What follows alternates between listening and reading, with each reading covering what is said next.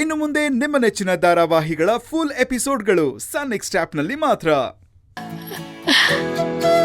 ಆ ಭೀಮ ಇದ್ದಾನಲ್ಲ, ಎಲ್ಲೋ ತೆಗೆದಿಟ್ಬಿಟ್ಟಿರ್ತಾನೆ. ಕಡೆಗೆ ಅದನ್ನ ಹುಡ್ಕೋದ್ ನಂಗೆ ಕಷ್ಟ.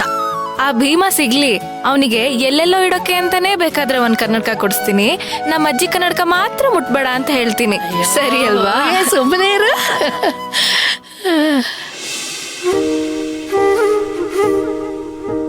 ಕೊಡಿಲಿ. ಅದು ಹರಿದೋಗುತ್ತೆ ಕಣೆ, ಹಳೇದು. ಅಗಸ್ತ್ಯ ಅಣ್ಣ, ಅಚಿಂತ್ಯ ಅಣ್ಣ, ಇದ್ಯಾರು? ಅಗಸ್ತ್ಯ ಅಣ್ಣಂಗೆ 2 ಕೊಂಬೇರೆ ಇಟ್ಟಿದ್ದಾಳೆ. ಕೊಡಿಲಿ, ಕೊಡೋದನ್ ಮೊದ್ಲು. ಅಜ್ಜಿ, ಇವಳನ್ನ ನೋಡಿದೀಯ, ಆದ್ರೆ ನಿನಗೆ ನೆನಪಿರಲ್ಲ. ಆಗ ನೀನು ಚಿಕ್ಕ ಮಗು. ಇವಳು ಭಕ್ತಿ ಅಂತ, ಬನಶಂಕರಮ್ಮನ ಗುಡಿ ಅಗ್ರಹಾರ. ಅಜ್ಜಿ, ಇವಳು ನಂಗೆ ಗೊತ್ತು ಅನ್ಸುತ್ತೆ. ನಂಗೊಬ್ಬ ಕ್ಲಾಸ್ಮೇಟ್ ಇದ್ದ, ಅವನ ಅಕ್ಕ ಇವಳು.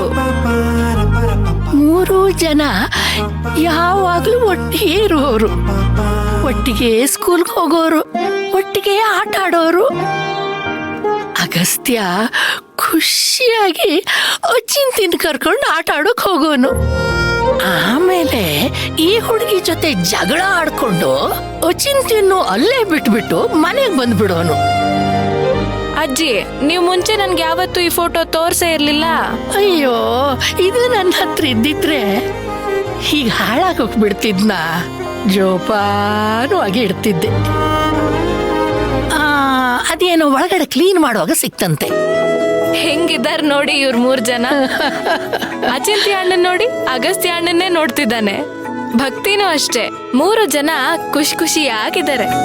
ಹೂನಮ್ಮ, ಇವತ್ತಿನ ದಿನ ಆ ಖುಷಿ 3 ಭಾಗ ಆಗಿ ಹೋಗಿದೆ. ಅಗಸ್ತ್ಯ ಮನೆಯಿಂದ ದೂರನೇ ಹೋಗ್ಬಿಟ್ಟ. ಅಚಿಂತಿನ ಪರಿಸ್ಥಿತಿ ನಿನ್ ಕಣ್ಣು ಮುಂದೆನೆ ಕಾಣ್ತಾ ಇದೆ.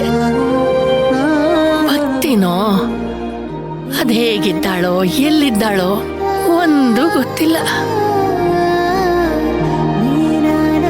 ಇವರೆಲ್ಲ ಮತ್ತೆ ಒಟ್ಟಿಗೆ ಸೇರ್ಬೋದಲ್ವಾ ಅಜ್ಜಿ? ನೀನ್ ಹೇಳ್ದ ಹಾಗೆ ಆಗ್ಬೇಕು ಅನ್ನೋ ಆಸೆ ನನಗೂ ಇದೆಯಮ್ಮ. ಆದ್ರೆ ಈ ಜನ್ಮದಲ್ಲಿ ಅದು ನೆರವೇರೋದಿಲ್ಲ. ಯಾಕಾಗಲ್ಲ?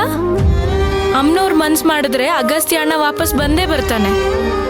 ಯಾರಿಗ್ ಗೊತ್ತು, ಅಣ್ಣಂಗೆ ದೇವ್ರ ಮೇಲೆ ಕಳ್ಕೊಂಡಿರೋ ಭಕ್ತಿ ಮತ್ತೆ ವಾಪಸ್ ಸಿಗ್ಬೋದಲ್ವಾ? ಅಮ್ಮನವರಿಗೆ ಬೈದು ಊರಿಂದ ಹೋದವನಮ್ಮ ಅವನು.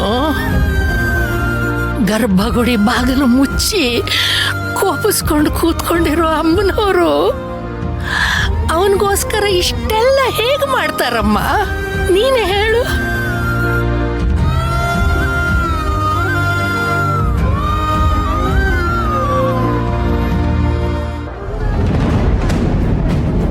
ಏನಂದೆ?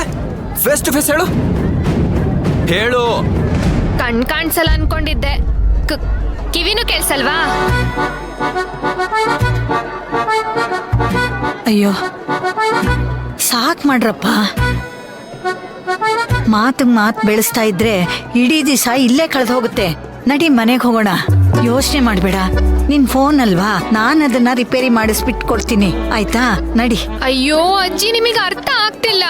ವಿಷಯ ಫೋನ್ ಇಂದಲ್ಲ, ವಿನಯ, ವಿನಮ್ರತೆ, ನಿನಗೆ ಅರ್ಥ ಆಗೋ ಭಾಷೆಲಿ ಹೇಳ್ಬೇಕಂದ್ರೆ ಡೀಸೆಂಟ್ ಆಗಿ ನಡ್ಕೊಳ್ಳೋದ್ರ ಬಗ್ಗೆ. ತಪ್ಪು ಎಲ್ರು ಮಾಡ್ತಾರೆ, ಆದ್ರೆ ಅದನ್ನ ತಿದ್ಕೊಳ್ಳೋದಕ್ಕಂತ ಒಂದ್ ಸರಿಯಾದ ದಾರಿ ಇರುತ್ತೆ ತಾನೆ. ಆದ್ರೆ ಈ ದುರಾಂಕಾರ ಚಿಕ್ಕಮಣಿ ಅಡ್ಡ ದಾರಿ ಹಿಡಿತಿದ್ದಾನೆ. ಹೀಗ್ ದುಡ್ಡು ಬಿಸಾಕೋದ್ರ ಬದಲು ಒಂದೇ ಒಂದ್ ಸಾರಿ ಕೇಳಿದ್ರೆ ಆಗಿರೋದು. ನಾನ್ ಸುಮ್ನೆ ಆಗ್ತಿದ್ದೆ. ಅವಾಗ್ಲೇ ಸಾರಿ ಕೇಳ್ದಾಗ ಈ ನಿನ್ ಸಾರಿ ನನ್ ಫೋನ್ ನ ರೆಡಿ ಮಾಡಿ ಕೊಡ್ಸ್ಬಿಡುತ್ತಾ ಅಂತ ಏನೋ ಹೇಳ್ದೆ. ಇವಾಗೇನೋ ನೀತಿ ಪಾಠ ಹೇಳ್ತಿದ್ಯಾ? ನೋಡಿ, ಕೇಳ್ಬೇಕಲ್ಲ ಅಂತ ಸಾರಿ ಕೇಳೋದಕ್ಕೂ ವಿನಮ್ರತೆಯಿಂದ ಸಾರಿ ಕೇಳೋದಕ್ಕೂ ಇರೋ ವ್ಯತ್ಯಾಸನೇ ಗೊತ್ತಿಲ್ಲ ಇವನಿಗೆ. ಜೇಬಲ್ಲಿರೋ ದುಡ್ಡು ಬಿಸಾಕಿದ್ರೆ ಆಗೋಯ್ತು ಅನ್ಕೊಂಡಿದ್ದಾನೆ. ಒಂದ್ ನೋಟು ಅಷ್ಟೇ ಅಂತ ದುರಾಂಕಾರ ತೋರಿಸ್ತಿದ್ಯಲ್ಲ. ಎಲ್ರು ನಿಂತರನೆ ಬೆಳ್ಳಿ ತೊಟ್ಲಲ್ಲಿ ಮಲ್ಗಿ ಬೆಳ್ದಿರೋದಿಲ್ಲ.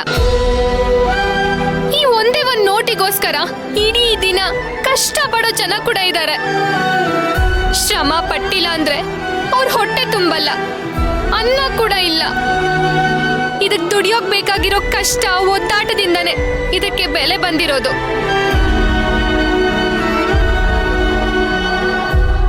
ಅದ್ರಿಂದಾನೆ ಈ ಸಾಮಾನ್ಯವಾದ ನೋಟಿಗೆ ದೇವರ ಸ್ಥಾನ ಸಿಕ್ಕಿರೋದು. ನಿನಗಿದೆಲ್ಲ ಎಲ್ಲ ಅರ್ಥ ಆಗುತ್ತೆ. ಹ್ಞೂ ಕಣ ಹುಡ್ಗ, ನೋಡು ಎಷ್ಟೇ ಕೋಪ ಇದ್ರೂ ಸರಿ, ದುಡ್ಡಿನ ಮೇಲಾಗ್ಲಿ ಅನ್ನದ ಮೇಲಾಗ್ಲಿ ಕೋಪ ಯಾವತ್ತೂ ತೋರಿಸ್ಬಾರ್ದು. ನೀನು ಹಾಗೆ ದುಡ್ಡನ್ನ ಬಿಸಾಕ್ಬಾರ್ದಾಗಿತ್ತು. ಈಗ್ಲಾದ್ರೂ ಎತ್ಕೊಳಪ್ಪ. ಎಲ್ಲಿ ಅದನ್ ಕಣ್ಣಿಗೆ ಹೊತ್ಕೊಂಡು ಲಕ್ಷ್ಮಮ್ಮನ ಹತ್ರ ತಪ್ಪಾಯ್ತು ಅಂತ ಕೇಳು.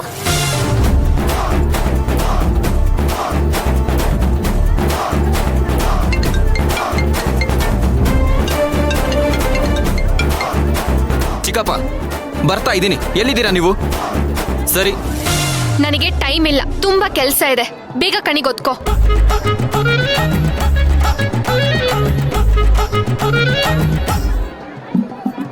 ಸರಿನಾ? ಕಣ್ಣಿಗೆ ಓದ್ಕೊಂಡೆ. ಇವಾಗ್ಲಾದ್ರೂ ಹೋಗಕ್ ಬಿಡು. ಹೆಲೋ, ತಪ್ಪಾಯ್ತು ಅಂತ ಹೇಳು. ಅಯ್ಯೋ ಬಿಡಮ್ಮ. ತಪ್ಪಾಯ್ತು ಸರಿನಾ? ನನಗಲ್ಲ, ಲಕ್ಷ್ಮಮ್ಮಂಗೆ.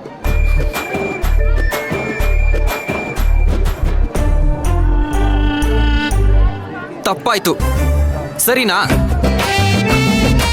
ಹಂಗ್ ಬಾ ದಾರಿಗೆ. ಅಹಂಕಾರ ಒಳ್ಳೇದಲ್ಲ. ನಿನ್ನೊಳ್ಳೇದಕ್ಕೆ ಹೇಳ್ತಾ ಇದ್ದೀನಿ. ಸ್ವಲ್ಪ ತಗ್ಗಿ ಬಗ್ಗಿ ನಡಿ. ಆಮೇಲೆ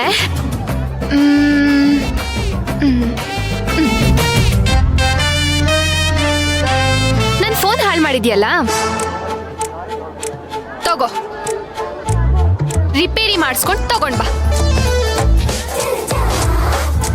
ಏಯ್, ಏನ್ ಮಾಡ್ತಿದ್ಯಾ? ನನ್ ಫೋನ್ ರೆಡಿ ಮಾಡಿಸ್ಕೊಂಡ್ ಬರೋವರೆಗೂ ನಿನ್ ಫೋನ್ ನನ್ನ ಹತ್ರನೇ ಇರ್ಲಿ. ನೀನು ನನ್ ಫೋನ್ ಎತ್ಕೊಂಡು ಓಡೋಗ್ಬಿಟ್ರೆ ಅನ್ನೋ ನಂಬಿಕೆಗೋಸ್ಕರ ಅಷ್ಟೇ. ಅಜ್ಜಿ, ನಿಮಗೆ ಹೇಗಿದ್ರು ಮನೆ ಅಡ್ರೆಸ್ ಗೊತ್ತಲ್ವಾ? ಗೊತ್ತಮ್ಮ.